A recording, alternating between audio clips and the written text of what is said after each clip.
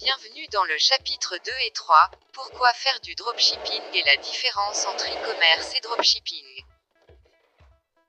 Le e-commerce et le dropshipping sont deux modèles d'affaires utilisés pour vendre des produits en ligne, mais ils diffèrent de manière significative dans leur fonctionnement, leurs avantages et leurs inconvénients. Voici une comparaison détaillée des deux. Bienvenue sur Académie de GH, le cabinet de prestation des services, formation et coaching en e-commerce, dropshipping, en création de sites internet avec WordPress, Shopify, PrestaShop ou Commerce, graphisme, marketing digital, gestion des médias sociaux et montage vidéo. Je m'appelle Gérard, entrepreneur, infopreneur et CEO à DGH. Si vous êtes nouveau, abonnez-vous et activez la cloche de notification pour ne plus rater nos prochains tutoriels.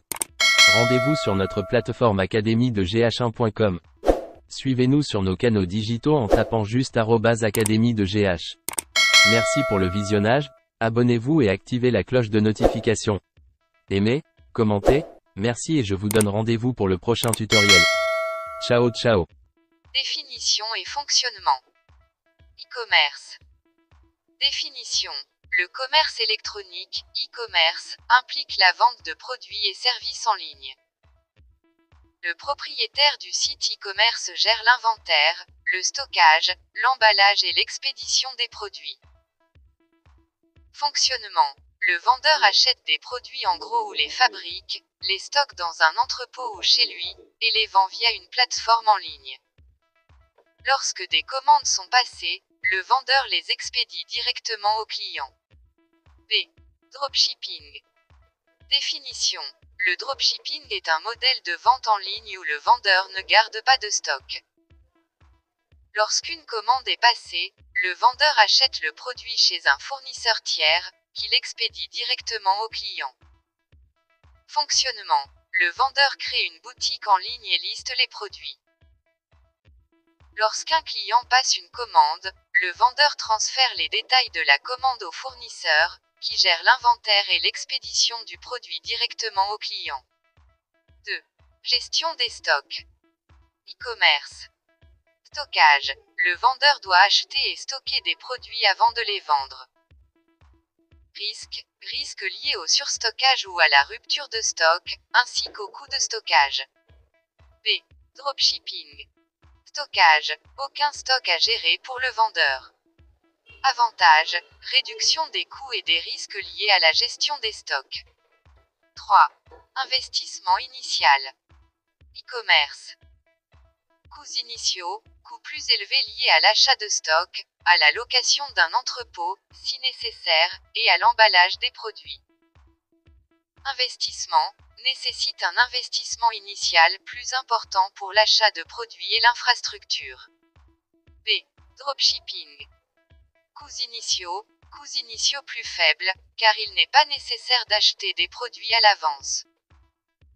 Investissement initial minimal, ce qui en fait un modèle attractif pour les entrepreneurs débutants. 4. Contrôle et responsabilité. E-commerce. Contrôle. Le vendeur a un contrôle total sur l'inventaire, la qualité des produits et le processus d'expédition. Responsabilité. Plus de responsabilité en termes de gestion des stocks, de logistique et de service client. B. Dropshipping. Contrôle. Moins de contrôle sur la qualité des produits et le processus d'expédition, car cela est géré par le fournisseur. Responsabilité. Moins de responsabilité directe, mais le vendeur doit gérer la relation avec le fournisseur et les attentes des clients. 5. Marge bénéficiaire. E-commerce. Marge bénéficiaire généralement plus élevée, car le vendeur achète des produits en gros à des prix inférieurs. Prix, peut offrir des prix compétitifs tout en maintenant des marges décentes. B. Dropshipping. Marge bénéficiaire souvent plus faible, car le coût par produit est plus élevé en raison des marges prises par les fournisseurs de dropshipping.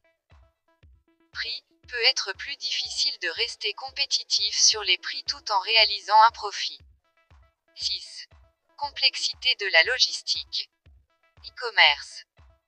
Logistique. Le vendeur gère l'ensemble du processus logistique, y compris le stockage, l'emballage et l'expédition.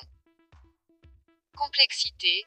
Nécessite une infrastructure logistique robuste, surtout à mesure que les volumes de vente augmentent. B. Dropshipping. Logistique. Le fournisseur gère la logistique, simplifiant le processus pour le vendeur. Complexité. Moins complexe pour le vendeur, mais dépendance élevée envers la fiabilité du fournisseur. 7. Expérience client. E-commerce. Expérience. Le vendeur peut contrôler et améliorer l'expérience client, de l'emballage personnalisé à la livraison rapide. Qualité. Possibilité de maintenir des standards de qualité élevés. B. Dropshipping. Expérience. Le vendeur a moins de contrôle sur l'expérience client, notamment en ce qui concerne la qualité de l'emballage et les délais de livraison. Risque. Risque de mauvaises expériences clients si le fournisseur n'est pas fiable.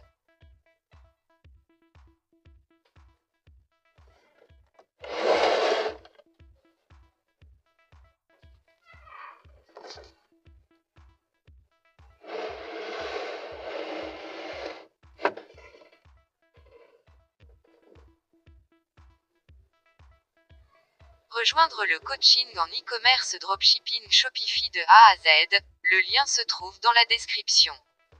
Conclusion. Le choix entre le e-commerce traditionnel et le dropshipping dépend de plusieurs facteurs, notamment le budget initial, la tolérance au risque, le désir de contrôle sur les opérations et la marge bénéficiaire visée. Le e-commerce traditionnel offre plus de contrôle et potentiellement des marges plus élevées, mais nécessite un investissement initial plus important et une gestion logistique complexe. Le dropshipping, en revanche, permet de démarrer avec un investissement minimal et une logistique simplifiée, mais avec des marges bénéficiaires plus faibles et moins de contrôle sur l'expérience client. Fin du chapitre.